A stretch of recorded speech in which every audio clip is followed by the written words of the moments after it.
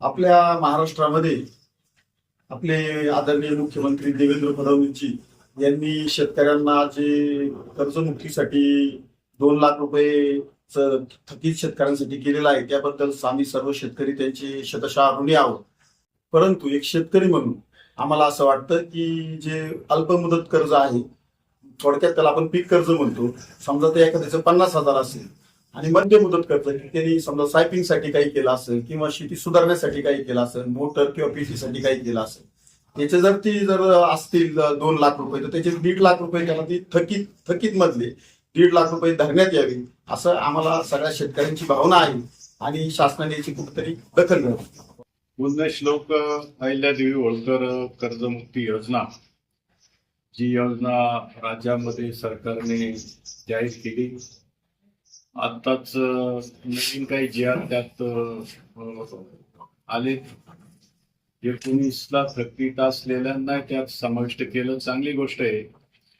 आणि यामुळे 80% शेतकरी जवळजवळ बसतात त्यात. अत्यंत चांगली बाब आहे. शासनाचे आम्ही आभार मानतो. पण एक त्रुटी त्याच्यामध्ये अशी दिसते, याच्यामध्ये मध्य मुदत आणि दीर्घ मुदत कर्जाचा समावेश दिसत नाही. आणि शेवटी शेतकऱ्याला पीक जर आलं नाही तर त्याचे गाय कर्ज असेल, सायपंत कर्ज असेल, जमीन सुधारणा कर्ज असेल, हे पण कर्ज थकतात.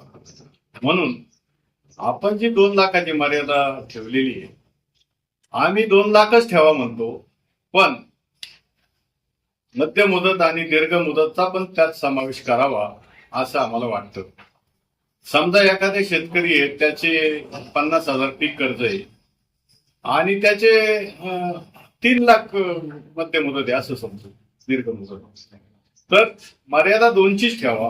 50 पीक कर्ज पहिलं त्याला द्या आणि त्या 3 लाखापैकी 1.5 लाख द्या, म्हणजे एकूण 2चीच मर्यादा असू द्या. अशा प्रकारे हा विचार व्हावा असं आम्हाला वाटतं. ही जी कर्जमुक्ती आपण केली, कर्जमुक्ती शब्द वापरलाय आणि या शब्दाच्या अन्वये तो कर्जमुक्त होत नाही, तो फक्त पीक कर्जातून बाहेर येतो असं समजू, पण तो कर्जमुक्त होत नाही. तर हा सगळा विचार करावा. तुमची जी मर्यादा 2 लाखाची 30 ठेवा, मर्यादा वाढवा असं आम्ही म्हणत नाही.